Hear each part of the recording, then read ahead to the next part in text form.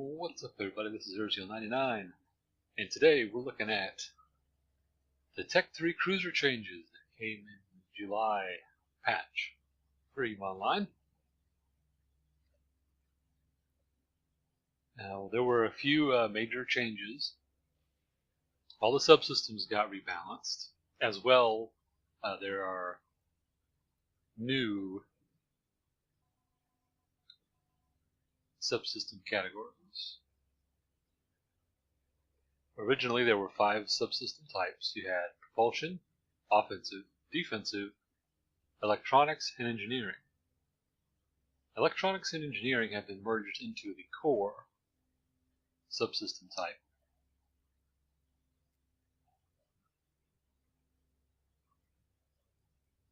So let's just say that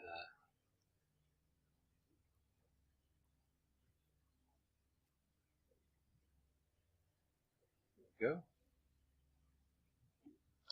And originally there were 4 subsystems per category. Now there's only 3. Each one, however, is viable.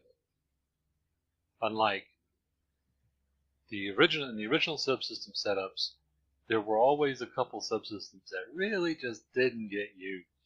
Or if they did, they were very niche subsystems. This patch does away with that by making changes to all of them to increase each subsystem's individual viability. As well, there are some movements as far as where subsystems are. An example of this, the covert reconfiguration subsystem was an offensive subsystem, but it is now a defensive subsystem, and it has been merged with the electronic subsystem that was the emergent locus analyzer, which was the scanning and hacking subsystem. So that's now all piled into the covert ops subsystem.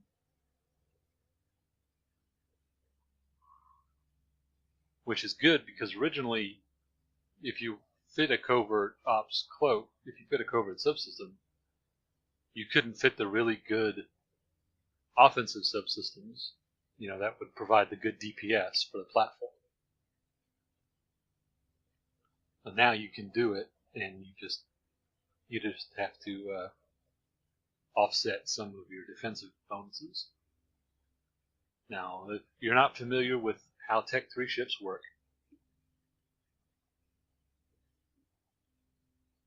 the hull is a modular system.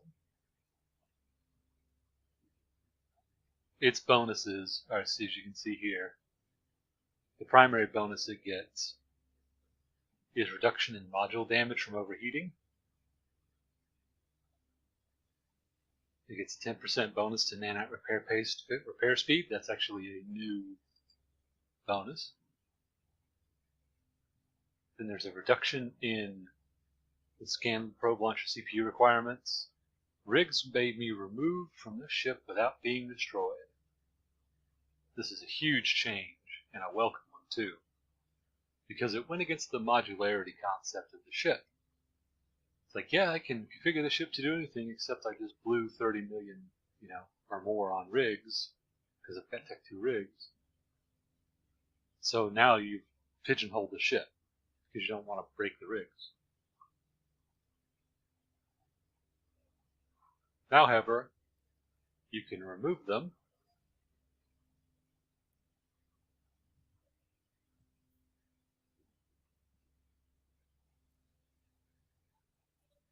and you just have to repackage them if you want to sell them off. So that's a huge deal. The drawback for the Tech 3 cruisers is that you will randomly lose one of your subsystem skill levels. Typically, you'll lose whatever's the highest. And since all the subsystem skills are all 1x multiplier, it's not hard to get them all to 5. Now, unlike the tactical destroyers, which we talked about when I talked about the Jackdaw,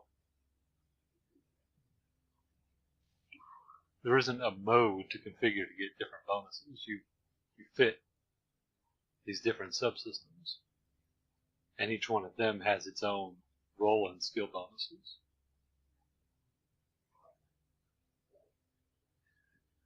Another thing to consider, what you can't actually open up a fitting screen like this until you mount an individual in each subsystem category. And your subsystems also dictate your slots and your resources.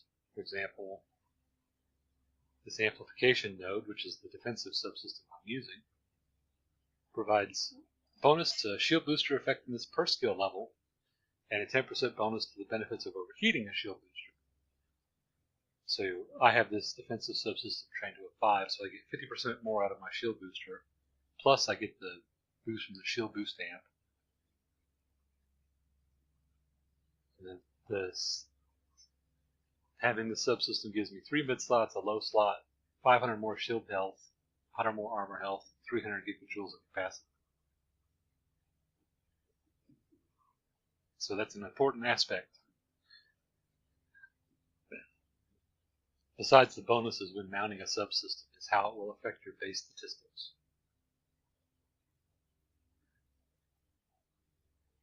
Now there's a few interesting, like this support processor. It has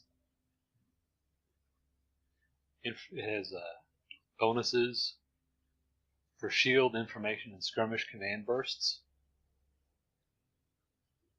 It gets a 10, and it gets bonuses for remote shield boosters, so you can actually use this as a logistics platform.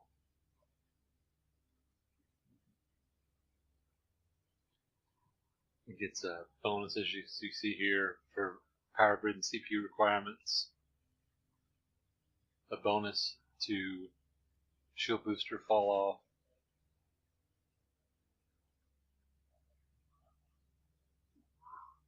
You can fit one command burst module without having to fit extra command processors. And a bonus to range on the subsystem. So overall, you can pick and choose various subsystems for the bonuses they provide. Another popular subsystem is the Interdiction Nullifier. This is a propulsion subsystem. As you can see, it affects warp speed. They merged in the warp speed subsystem. And it gives immunity to non-targeted interdiction. So warp disruption bubbles won't work on you. The T3s were actually the first vessels to have this type of interdiction nullification. So that's a very nice thing. Another thing they added in the patch, every Tech 3 cruiser now has a Subsystem Bay that can fit 3 subsystems in it. So you can drastically change the functionality of your ship with a little more than a mobile depot.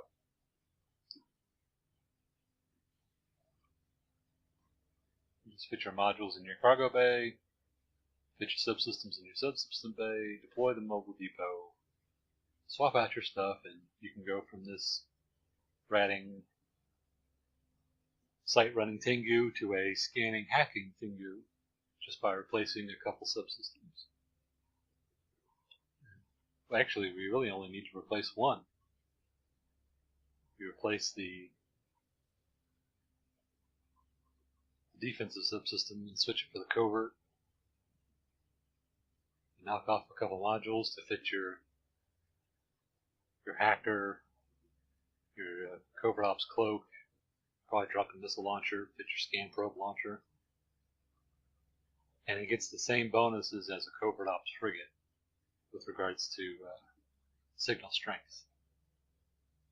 You can see your 10% bonus per level, which is actually more easier to attain because you'd have to train covert ops level 5 to get it on something like a buzzard or a probe.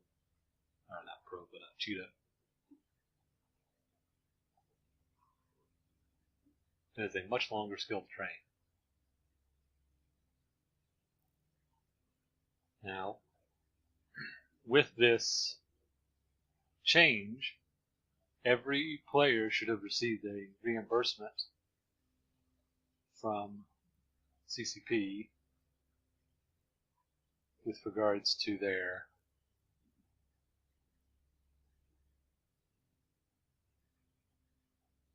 skills. As you can see here, 30 million ISK, that covers all of the electronic subsystem skills. You know, the Caldari, Calente, Mimitar, Amar. As well, there's also an industrial skill that was removed. Should be in the science tree. There it is. I wish this list was alphabetical. It's really pissing me off. As you can see here, they've replaced the subsystem technology skills are used to invent the subsystems for the T3 cruisers. So they replaced one of them with core and they removed the other. So for example, engineering subsystem technology may have been turned into core and then electronics was removed, which means you would be reimbursed for that skill book. Most of my industrial characters received the 10 million ISK reimbursement and about 250,000 XP because they had all the subsystem technology skills trained before.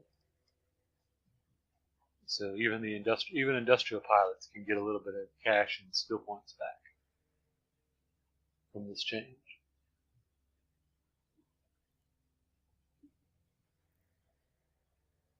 So that is the changes in a nutshell. They did nerf the effective hit points of the Tech 3s. There's no longer going to be any, 100k EHP brick tank Proteuses because they removed the plus armor and plus shield subsystems. So the raw EHP and resistances have been nerfed slightly. The resist profile was brought down to that of a Tech 3 destroyer, so it's not as overpowering versus, say, hacks or things of that sort. So it's something to keep in mind. So we'll have to see how the meta with these develops over the course of the next few months as far as like large nullsec battles, but overall I've been pretty happy with how this has performed for my limited application of running high-sec anomalies and stuff. But that'll do it for this episode. I'm Version 99, and I will see you next time.